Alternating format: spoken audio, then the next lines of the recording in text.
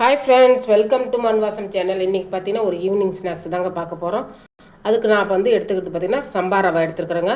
இப்போ பார்த்திங்கன்னா இது வறுக்கணும். இது வறுக்காத ரவை இப்போ நம்ம வறுத்து எடுத்துக்கலாங்க. இப்போ நான் 1 கப் அளவுக்கு சம்பா ரவை எடுத்துருக்குறேன். இதை வறுத்து எடுத்துக்கலாம்.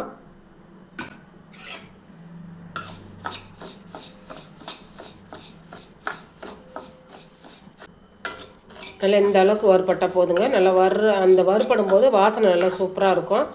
அந்த டைமில் நம்ம கேஸ் ஆஃப் பண்ணிடலாங்க. இப்போ அதே வானலில் இப்போ ஒரு 1/4 கப் அளவுக்கு பொட்டுக்கடலை எடுத்துக்கலாங்க. அதையும் சேர்த்துட்டு நம்ம லைட்டாக அந்த பச்சை வாசனை போகிற அளவுக்கு நம்ம வதக்கிடலாம். அவ்வளோதாங்க.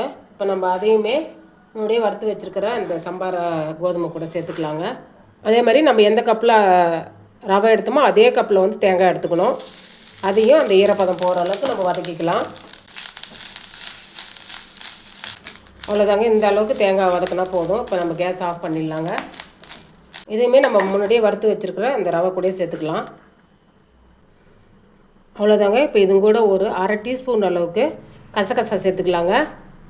அது கூடவே ஒரு 5 ஏலக்காவை சேர்த்துக்கலாம். இதை கொரப்பாக மிக்சியில் அரைச்சி எடுத்துன்னு வந்துடலாங்க.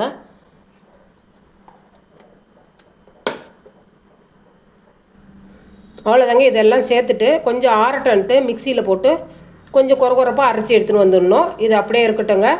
இப்போ அதே வானலில் 1 கப் அளவுக்கு வெல்லம் எடுத்துக்கலாங்க. அதில் ஒரு 1/4 கப் அளவு தண்ணி சேர்த்துக்கலாங்க. இது பார்த்து எதுவும் இல்லைங்க. வெல்லம் கரைஞ்சி ஒரு கொதி வந்தால் போதும்.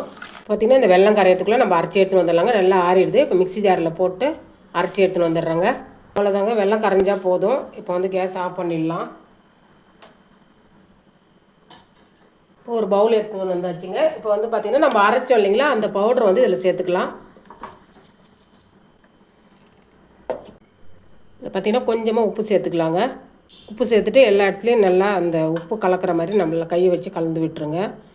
இப்போ கலந்து விட்டாச்சுங்க. இப்போ நம்ம காய்ச்சி வச்சுருக்கிற அந்த வெள்ளை தண்ணியை இதில் சேர்த்துக்கலாம். மாதிரி ஒரு வடிகட்டி வச்சு நம்ம வடிகட்டிக்கலாங்க.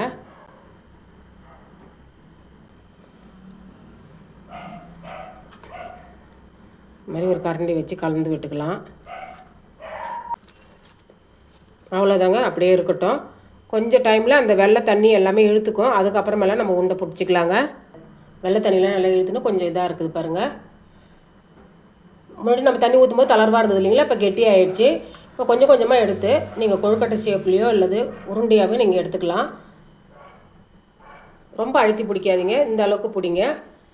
ஒரு இட்லி தட்டில் நான் ஆவி காட்டுறதுக்கோசம் துணி போட்டு வச்சுருக்கேங்க. இப்போ இதில் வச்சுக்கலாம். இது மாதிரி செஞ்சுட்டு இப்போ இட்லி பாத்திரத்தில் தண்ணி வச்சாச்சுங்க. தண்ணி சூடாகிடுச்சு. இப்போ நம்ம செஞ்சு வச்சுருக்கிற உருண்டையெல்லாம் இதை வச்சுக்கலாம். அவ்வளோதாங்க. இப்போ நம்ம மூடி போட்டு வேக வச்சிடலாங்க. அது அப்படியே வேகட்டுங்க.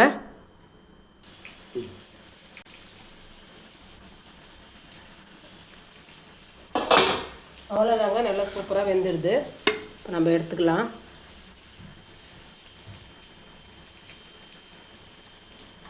இப்போ சூடாக இருக்குதுங்க. நல்லா ஆறுனதுக்கப்புறம் பார்த்திங்கன்னா நல்லா சூப்பரான ஒரு ஸ்நாக்ஸ் ரெடி ஆகிடுச்சிங்க. அவ்வளோதாங்க. இந்த ஸ்நாக்ஸை செஞ்சு பார்த்துட்டு எப்படி இருந்துன்னு சொல்லிட்டு கமெண்டில் சொல்லுங்கள். இந்த ரெசிபி பிடிச்சிருந்ததுன்னா மண்வாசன் சேனலை லைக் பண்ணுங்கள், ஷேர் பண்ணுங்கள், கமெண்ட் பண்ணுங்கள், சப்ஸ்கிரைப் பண்ணுங்கள். பக்கத்தில் இருக்கிற பெல் ஐக்கானை கிளிக் பண்ணுங்கள். தேங்க்யூ.